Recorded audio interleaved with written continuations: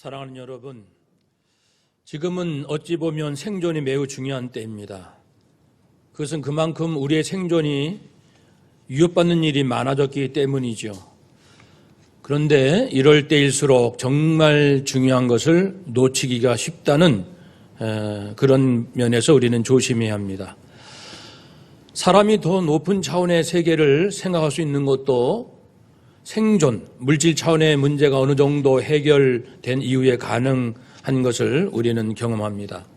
그런데 안타까운 것은 내가 살아가는 삶의 물리적 환경이 어떠하든 간에 예를 들면 전쟁이라 합시다. 전쟁터에 있다 할지라도 내 인생에 있어서 중요한 것은 언제나 중요하다는 겁니다.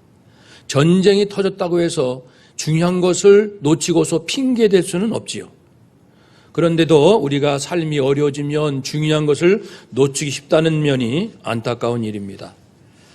갈수록 우리의 삶의 환경은 쉽지 않습니다. 크게 보면 기후변화, 자연재해, 팬데믹, 불평등과 양극화, 강대국들의 패권 싸움, 글로벌 IT 기업들의 감시 자본주의, 극단적 이념과 사상, 극단적 사고방식, 갈수록 심해지는 양심마비, 지나친 물질 만능주의, 이런 속에서 우리가 살아가고 있습니다. 이런 환경을 대하는 태도는 크게 네 가지인 것 같습니다. 먼저 두 가지는 이런 문제를 해결해 보자. 나머지 두 가지는 해결할 수 없다. 해결해 보자라는 입장, 개인적 차원에서 노력하는 경우죠. 자연 오염을 방지하기 위해서 내가 할 수 있는 일은 하리라. 내가 극단적 생각을 벗어나리라.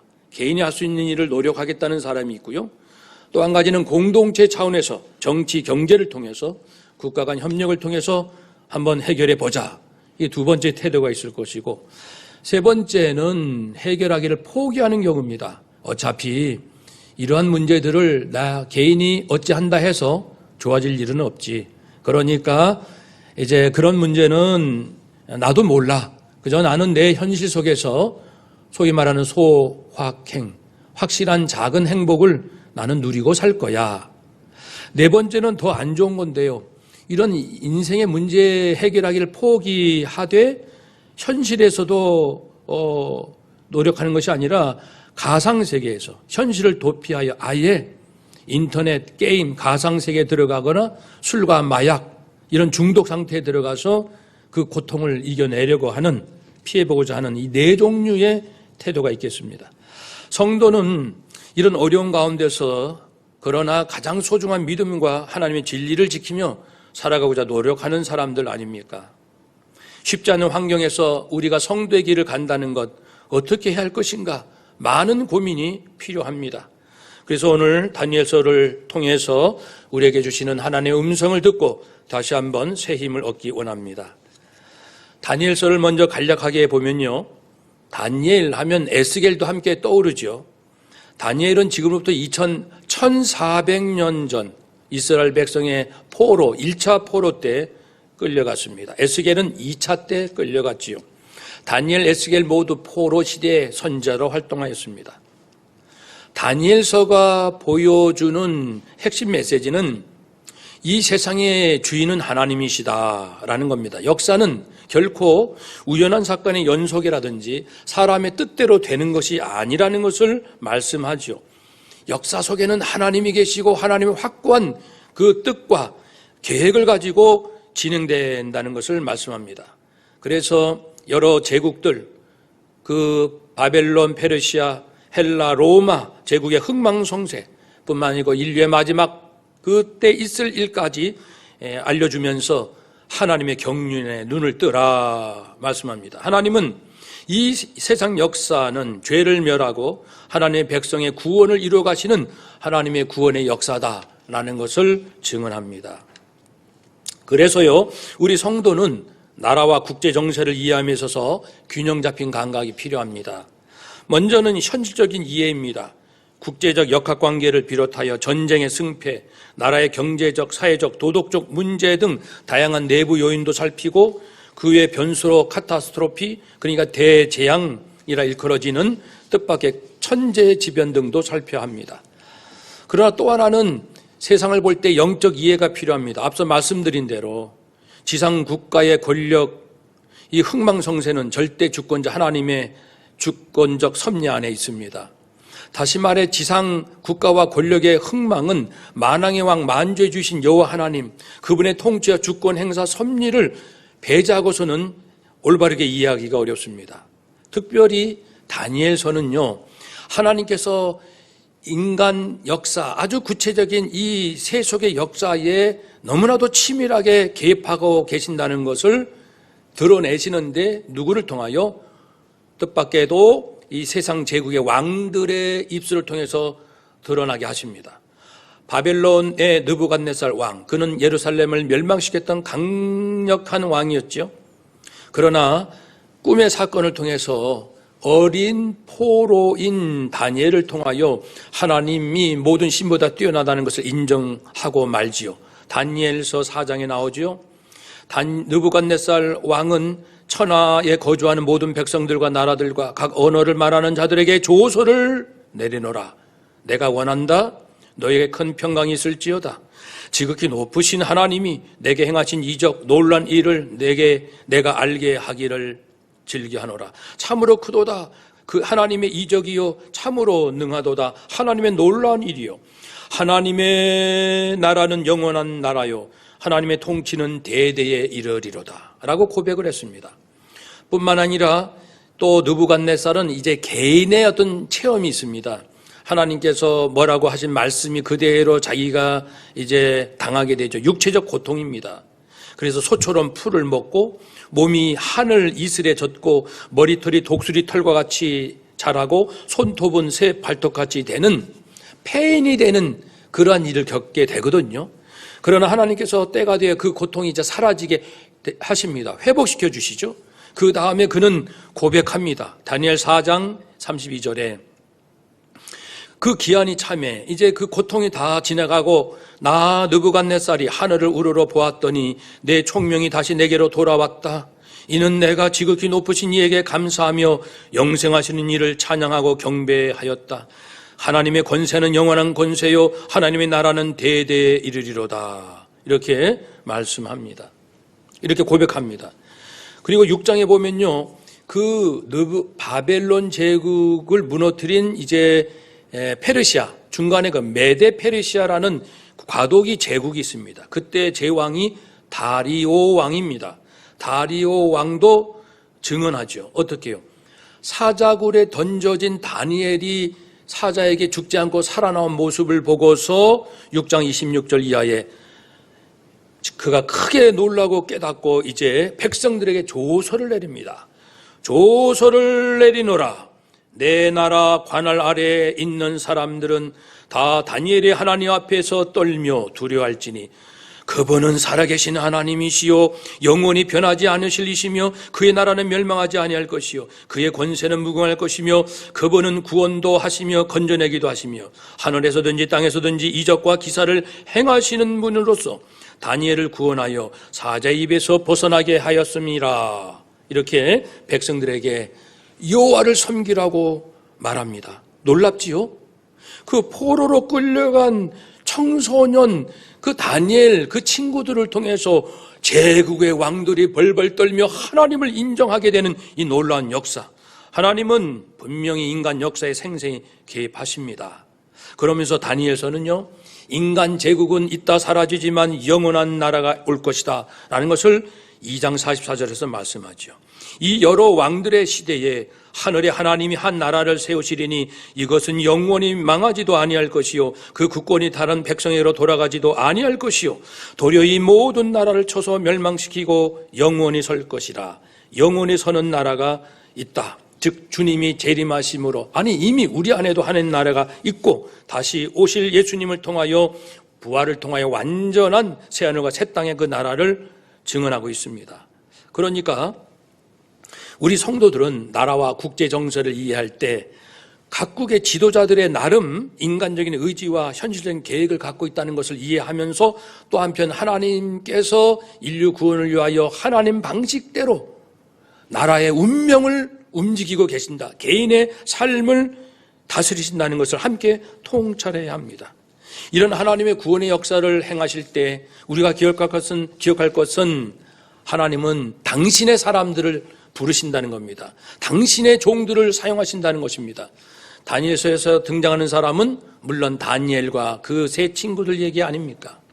다니엘에 대해서 조금 살펴봅시다. 그는 12지파 중 유다 지파의 귀족 출신 집안입니다.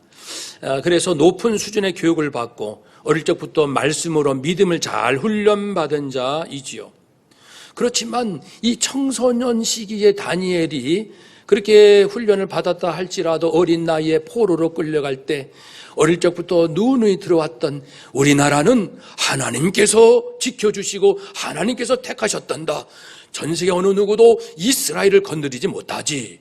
이렇게 말씀을 들었건만 놀랍게 포로로 끌려가는 현실 앞에 얼마나 충격을 받고 하나님은 과연 살아계시는가?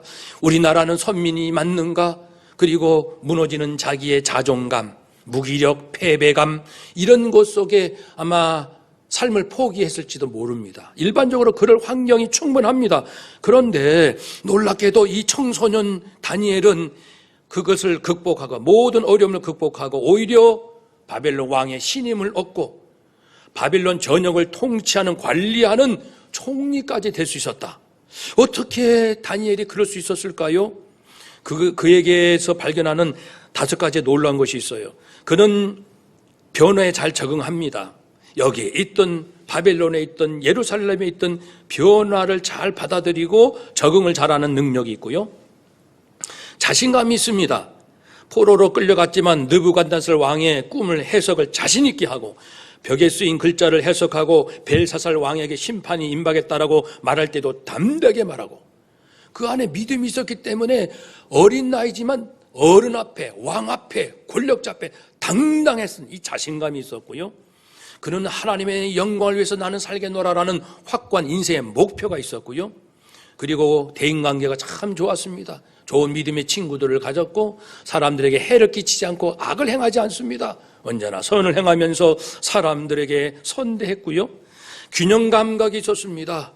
포로로 끌려가서 왕의 도움을 받는 이런 도움받을 줄도 알지만 내적으로는 독립적인 이런 믿음과 인격체가 되었고요.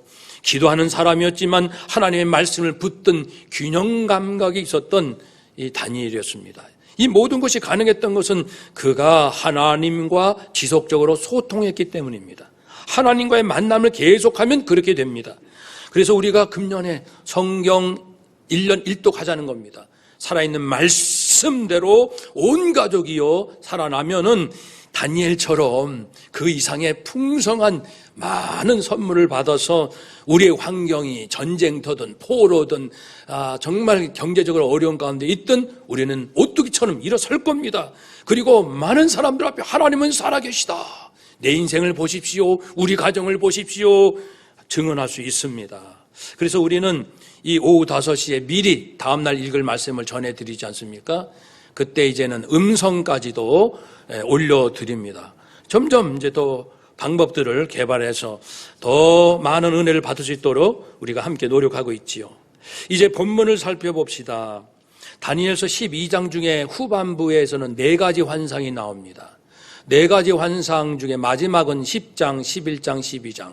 10장과 11장에서는 페르시아 왕의 처음 4왕의 운명에 대하여, 헬라 제국에 대하여, 헬라 제국이 어떻게 세워지며 어떻게 분열될 것인지, 그리고 그 악명 높은 안티오코스 에피파네스의 삶에 대해서 예언을 하고요. 그리고 본문 12장은 마지막 장답게 최종 역사의 마지막 때에 대해서 말씀합니다.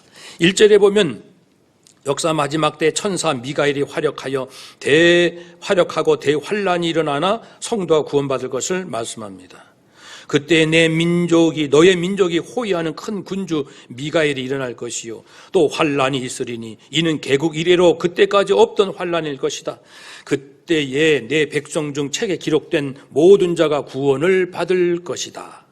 그때에 즉 마지막 환란 때입니다. 다니엘에 보면 71회, 일회는 한 주를 말하거든요. 71회에 대한 예언이 나오는데 69일에는 이미 역사 가운데 이루어졌고 마지막 한 일회가 남았는데 그것이 마지막 대환란, 7년 대환란이라고 흔히 말하는 그때이고요.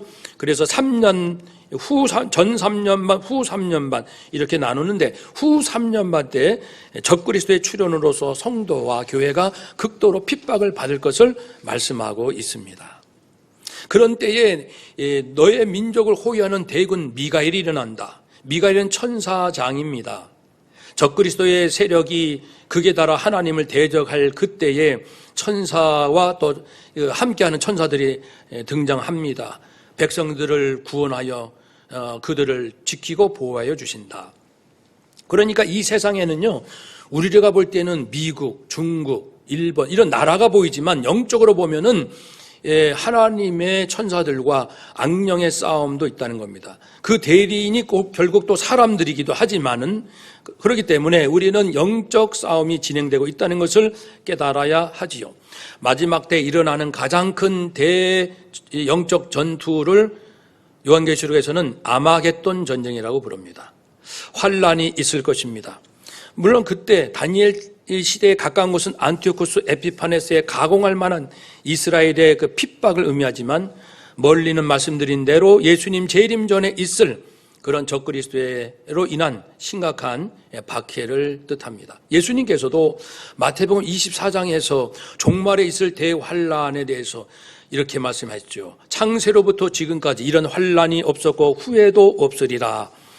그날을 감하지 아니하면 육체가 구원받을 일이 없다. 그래서 성도 택한 자들 위하여 그 어마어마한 환란의 날을 줄여주시겠다는 뜻이 있습니다. 하나님의 역사에 언제나 중요한 것은 하나님의 백성입니다. 백성을 보호하는 일이죠. 개국 이래, 인류 역사 이래 일어날 큰 환란. 그런데 내 백성이 구원 얻을 것이다. 천사 미가엘을 통해서 말입니다. 책에 기록된 모든 자들, 즉 생명책에 기록된 자들, 계시록 20장 15절 말씀에 누구든지 생명책에 기록되지 못한 자는 불못에 던져지리라. 또 오직 어린 양의 생명책에 기록된 자들만 들어가리라, 구원받으리라. 그 생명책은 어린 양 예수 그리스도의 피를 통해 구속함을 받은 자들의 명단이 기록되어 있는 생명책, 생명록이라고 부르는 것이죠. 그렇기 때문에 우리 자신을 잘 살펴봅시다. 내가 구원받은 것이 그리스도의 피 흘리심, 그분의 죽으심, 그분의 생명을 내어주신 그 구원의 십자가의 비밀을 나는 정확히 알고 구원받았다고 말하는지, 그리스도의 그 십자가 비밀을 알지도 못하면서 교회 다니니까 나는 구원받았다라고 피상적으로 고백하는지 우리 자신을 잘 들여다보고 나의 믿음을 점검해야 되지 않겠습니까? 2절입니다. 산자 죽은 자의 부활이 있을 것이고 최후의 대심판에 대해서 말씀합니다. 땅의 티끌 가운데서 자는 자 중에서 많은 사람이 깨어난다. 영생을 받은 자도 있겠고 수치를 당하여서 영원히 부끄러움을 당할 자도 있을 것이다. 땅의 티끌 가운데, 즉 무덤을 말합니다. 자는 자는 죽었다는 겁니다. 죽은 자. 그래서 베다니의 나사로가 죽었을 때도 예수님은 그 나사로가 잠들었다라고 말씀했죠.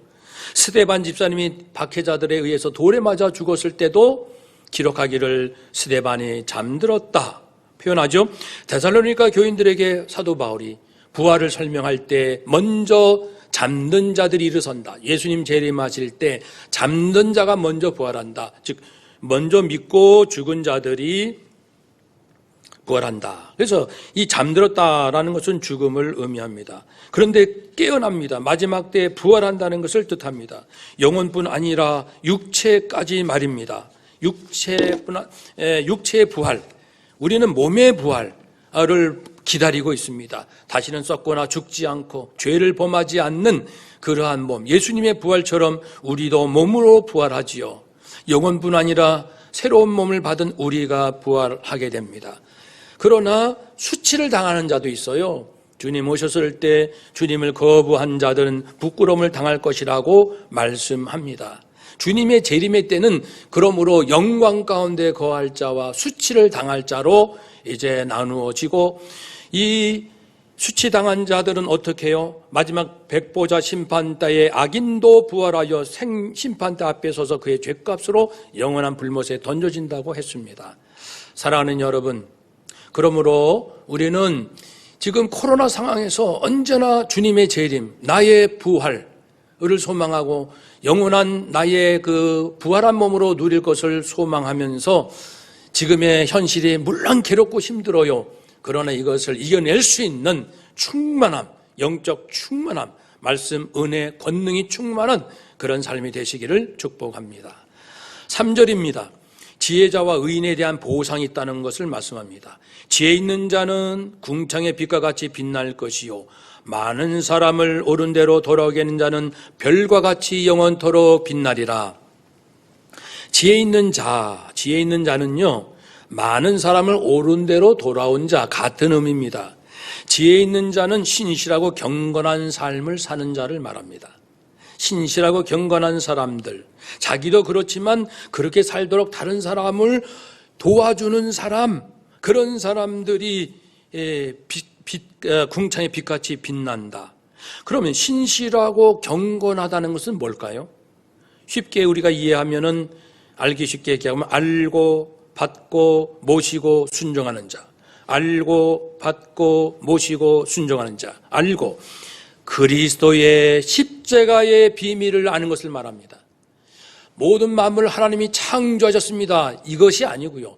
물론 그것도 중요하지만은 핵심, 이 경건한 삶의 핵심은 그리스도의 십자가를 통한 구원의 비밀을 아는 것, 그리고 받고 무엇을 받습니까? 믿음으로 나의 모든 죄값이 사해지고 의롭다함을 받은 자, 너는 의로운 자라라는 하나님의 칭함을 받은 자, 알고 받고 모시고 이제는 하나님 예수님을 내 인생의 왕이요 주인으로 모시는 자, 마지막 순종하는 자, 진리, 그리스도의 진리에 따라 사는 자, 그래서 죄악의 길을 떠나는 자, 적극적으로는 복음과 선을 행하는 자, 알고 받고 모시고 순종하는 자, 곧 신실하고 경건한 사람들, 그리고 나도 그렇지만 다른 사람도 그렇게 되도록 돕는 자들은 어떻게 됩니까? 궁창의 빛과 같이 빛난다. 궁창의 빛은 별빛을 의미합니다. 별과 같이 영원토록. 그러니까 밤하늘에 빛나는 별이 얼마나 아름답고 영광스럽습니까? 우리에게 최고의 영광스러운 그러한 선물을, 그러한 존재로 그것을 누리도록 해 주신다는 뜻입니다. 그러면 우리가 부지런히 나도 그렇고 남도 그렇게 하도록 도와야 되는데, 사람들이요 하나님 말씀을 잘 들을까요? 전하면 잘 들을까요? 세상의 마지막 때는 사람들이 바른 교훈을 듣지 않는다고 말합니다. 귀가 가려져서 자기의 사역을 따를, 자기 욕심을 채워줄 달콤한 이야기를 하는 사람 얘기만 찾아다니는 거예요. 우리가 흔히 말하는 대로 듣고 싶은 얘기만 듣는다고요. 진보든 보수든 듣고 싶은 얘기만, 자기의 진영, 자기의 논리, 자기들의 철학, 자기들의 사상에 꽉 매여가지고 듣고 싶은 대로만 듣는 게 자기 욕심을 채워주는 얘기거든요.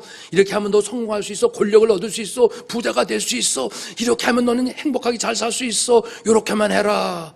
내가 원하는 게 부자였기 때문에, 내가 원하는 게 권력이었기 때문에, 출세였기 때문에, 명예였기 때문에 자기의 욕심을 따를 그것을 채워줄 스승, 그런 사람만을 스승으로 두고 진리에서 돌이켜 허탄한 이야기를 좋아한다고 했습니다. 디모데후서 4장 3절 4절. 그러니까 사람들로 하여금 하나님의 진리로 돌아오게 하는 것은 대단히 어려운 얘기입니다. 예수님 당시에도 사람들에게 먹을 것 마실 것 주고 많은 기적을 행할 때는 구름처럼 사람들이 몰려들었지만, 예수님이 누구신가를 말할 때는 예수님이 하나님의 아들이시요 그리스도시요 생명의 생명수요 생명의 떡이라는 이런 말씀을 전하기 시작하자 그 많던 사람들이 내가 주님의 제자입니다 라고 자부했던 사람들이 하나 둘 떠나서 많은 제자들이 그 뒤로는 다시는 예수를 따르지 아니하더라 말씀했습니다. 사람들이 지금 그때나 지금이나 물질의 노예가 되어 있습니다. 오늘날도 별반 다르지 않아요. 지금 물질의 사람들이 노예가 되어서 진리가 귀에 들리지 않습니다. 물질의 노예가 되면 이런 현상이 일어납니다. 미래에 대해서 지나치게 불안해요. 지나치게. 어느 정도 불안해서 경각심을 가지고 긴장하고 창조적으로 우리가 그것을 극복하는 것은 필요합니다. 그런데 지나치게 미래를 덜덜덜덜 무서워 떠는 것은 물질의 노예입니다. 끝없는 편의주의, 더 편하게, 더 화려하게, 더 안락하게, 더 쉽게 끊임없이 편의를 따라가는 것. 질투, 나보다 좀 더 잘 사는 사람, 질투해서 못 사는 거예요. 배가 아파서 살지 못하는 거예요. 자나깨나 그 시기심. 네 번째는 사람들을 볼 때 그 사람 돈 많아? 적어? 월급이 얼마야? 연봉은? 재산은? 부동산은? 사람을 빈부로 차별하는 것, 그 사람이 바로 물질의 노예가 됐다는 명백한 증거이지요. 그리고 다섯 번째는 사람을 돈으로 지배하려고 해요. 내가 이렇게 용돈을 많이 주면 자식이 내 말 잘 듣겠지. 내가 저 사람에게 후하게 해주면 이제 내 사람이 되겠지. 물질로 사람들을 좌지우지하려는 이 물질의 노예. 그리고 지나치게 사람보다는 물질 중심, 사람의 가치보다는 물질의 가치를 언제나 우선적으로 하는 사람들이라면 이것은 물질의 노예가 됐다는 증거입니다. 물질의 노예가 된 사람은 하나님의 진리가 들려지지 않아요. 그리고 더 많은 돈을 벌 수 있는 그런 사람들의 얘기만 들리는 거예요. 나를 추세시킬 수 있겠다고 말하는 사람 얘기만 들리는 거예요. 주님의 말씀은 들리지 않습니다. 너무나도 무서운 일 아닙니까? 주님은 죄인 하나가 회개하면 하늘에서 회개할 것이 없는 의인 99을 인하여 기뻐하는 것보다 더 크게 기뻐한다고 했습니다.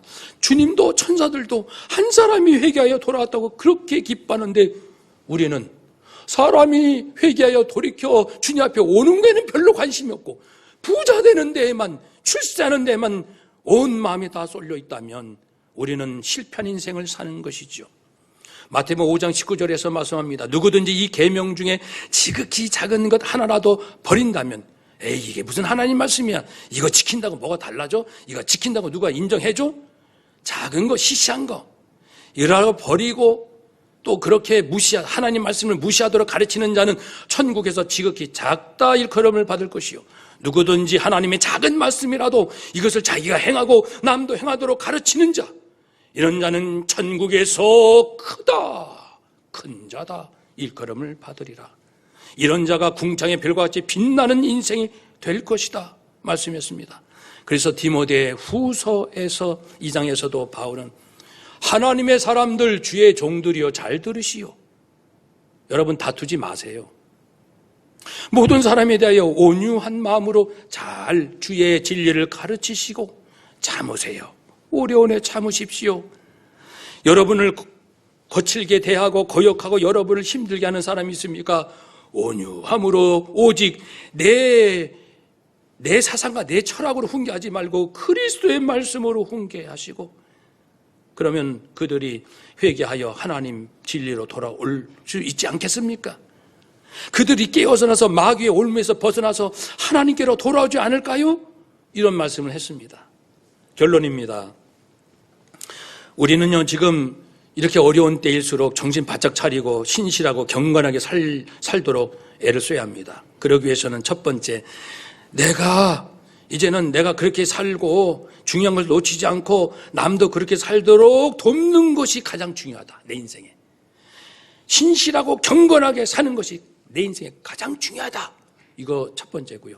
두 번째는 나부터 경건하게 살도록 애를 써야 합니다. 예수님께서도 제자들의 발을 씻기시고 얘들아 내가 한 것처럼 너희도 그렇게 하라 말씀했지요. 저도 오늘 말씀 준비하면서 어제 회개 시간이 많았어요. 말씀을 준비하려고 보면 찔리는 게 많아요. 마음에 걸리는 게 많아요. 양심에 찔리는 게 많으면 그때 또 회개하고 설교 준비하고 회개했다가 말씀 보고 회개하는 시간이 많습니다. 나부터, 내 안에 죄가 뭔지 나부터 봐야 되지 않겠습니까? 세 번째는 다양한 방법으로 사람들을 도와주십시오. 예수님도 말씀을 전하실 때도 있고 가르치실 때도 있고 또 기적을 행하실 때도 있고 말씀을 가르칠 때도 비유를 할 때도 있고 반복할 때도 있고 구약을 인용하실 때 현실적인 사건과 사람들의 경험, 문화, 관습을 활용하여 가르치실 때 무엇이든지 다양하게 그 사람에게 맞는 방법, 그 사람이 잘 알아들을 수 있도록, 그 사람의 마음을 열 수 있도록 그 사람의 입장에서 필요한 방법을 더 총동원해서 생명의 진리를 전하는 이 세 번째 다양한 방법을 차지합니다. 네 번째는 낙심 말고 인내합시다. 하나님 말씀 전하는 거 어려워요. 잘 듣지도 않고요, 사람들이요. 힘들어요. 이런 일 포기하고 싶어요. 그저 나만 잘 믿고 말지. 그렇지 않습니다. 인내해야 합니다.